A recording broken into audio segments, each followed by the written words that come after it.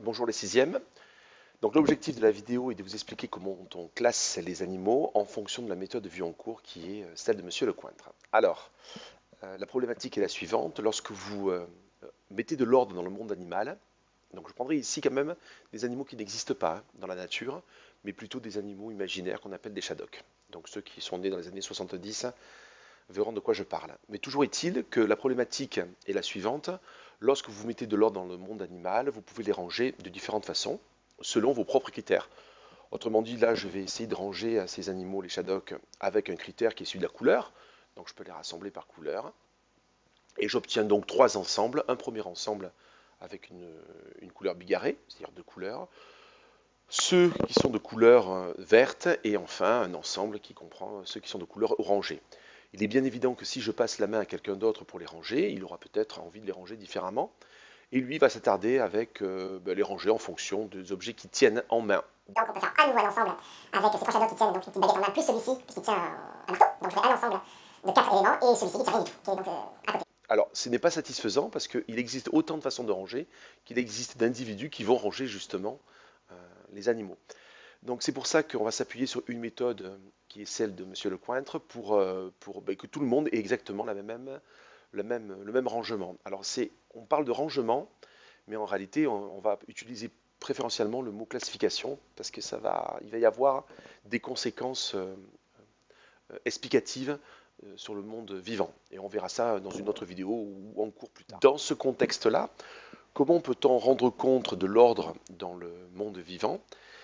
Eh bien, on va utiliser des caractères, mais ces caractères, au lieu de se les choisir chacun dans son coin, on va utiliser ceux qui sont donnés par les scientifiques et tout le monde prendra les mêmes.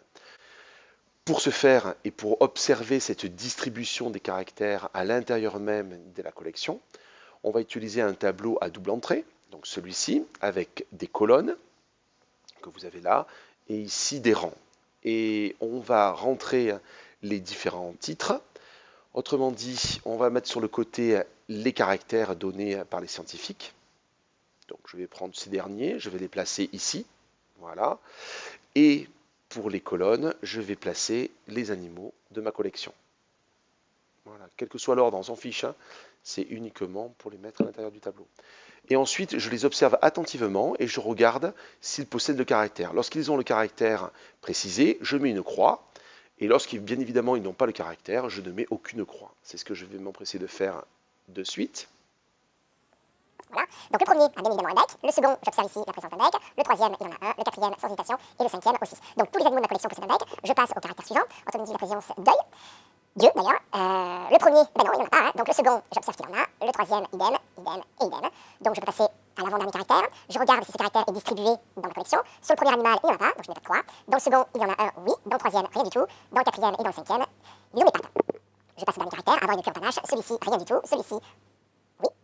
Voilà. Celui-ci a bien une queue, mais franchement, elle ne ressemble pas du tout au caractère précisé. Du coup, je ne vais rien mettre. Lui, il en a une, qui est précisée ici. Et lui, eh ben, lui il n'en a pas. Voilà, j'ai mon tableau de caractères avec la distribution de ces derniers à l'intérieur de ma collection et ça va me servir pour maintenant rassembler les animaux. Donc la méthode est la suivante, je rassemble dans la même boîte les animaux qui possèdent le même caractère. Autrement dit, sur ce premier attribut ou caractère, je vois qu'il rassemble tous les animaux. Je vais donc pouvoir constituer une très grande boîte dans laquelle je vais mettre tous mes animaux de la collection.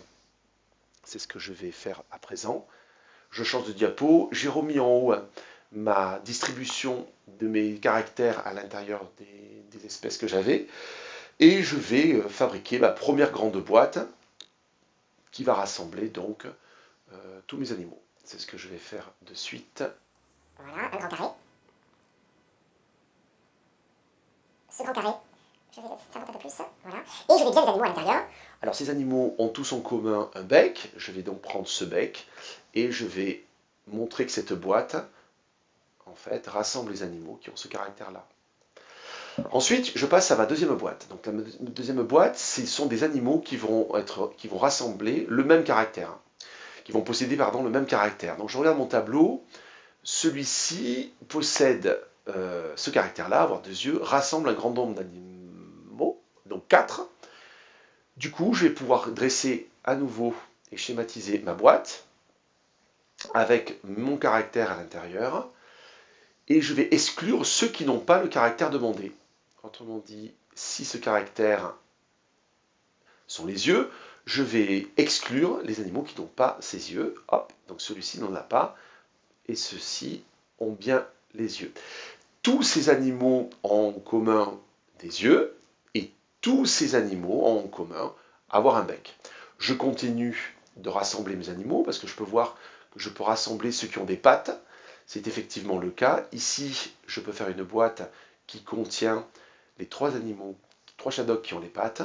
Lui n'en a pas, je vais forcément l'exclure, mais je vais rassembler donc ces 3-là qui ont les pattes. Je vais dresser ma boîte. Voilà. Je vais faire venir le caractère traité, c'est-à-dire avoir les pattes. Voilà. C'est bien le cas. Donc tous ces animaux, quand même, si on suit bien la logique, en tant commun avoir les pattes, ils ont bien 2 yeux. Voilà, et ils ont bien la présence d'un bec. Et je vais terminer ensuite par la distribution de mon dernier caractère, avoir une queue. Ça tombe bien quand même dans ce cas-là parce que celui-ci n'en a pas. Donc je vais pouvoir le virer et conserver ces 2 Shadocks. Je vais donc dessiner ma dernière boîte ici et je vais pouvoir positionner le dernier caractère qui m'intéresse. Voilà. Donc au final, j'ai rangé, et j'ai même plus que fait que ça, j'ai classé mes animaux. Je les ai classés en fonction de la présence des caractères et j'ai mis à l'intérieur d'une même boîte les animaux qui possédaient ce caractère-là. Alors, je vais en faire la synthèse pour terminer. Donc, comment classe-t-on les animaux? On va récapituler. Pour classer ces animaux, on va d'abord les observer. On va les regarder et attentivement pour savoir les caractères qu'ils possèdent. Dans le deuxième temps, on va remplir un tableau de caractères. Ce tableau de caractères, on va mettre une croix dans la case si l'animal possède le caractère donné. Je précise que les caractères qui sont utilisés ne sont pas choisis par l'expérimentateur, mais plutôt on prend ceux qui sont donnés par les scientifiques, sinon ça ne fonctionne pas, clairement. Voilà. Dans un troisième temps, on ne met pas de croix si évidemment le caractère n'est pas distribué sur l'animal. Et dans un troisième temps, je vais regrouper les animaux dans la même boîte, dans un même ensemble, quand ils ont exactement le même caractère. Bon, ça c'est hyper important pour pouvoir réaliser cette classification. Voilà, donc on prend soin quand même de noter que ces boîtes ne peuvent pas évidemment se couper. Non, à aucun moment j'ai des boîtes qui se sont superposées. Et un animal ne peut être en aucune manière distribué 2 fois dans des boîtes séparées. Autrement dit, si je prends la collection que j'ai faite tout à l'heure, et que je vous la montre ici, voilà. Un animal est situé dans une boîte, pour une deuxième, troisième et quatrième, mais il n'est présent qu'une seule fois. Autrement dit, dans ma collection des animaux présentés, je ne vois qu'un seul animal, il est présenté bien qu'une seule fois et pas 2 fois. Voilà, j'en ai terminé pour la classification des animaux. Évidemment, il vous reste, vous, à classer les animaux lors de l'activité, celle que nous avons fait en cours, et je vous ramène donc à tout ce que nous avons fait ensemble. Voilà les 6e. Au revoir.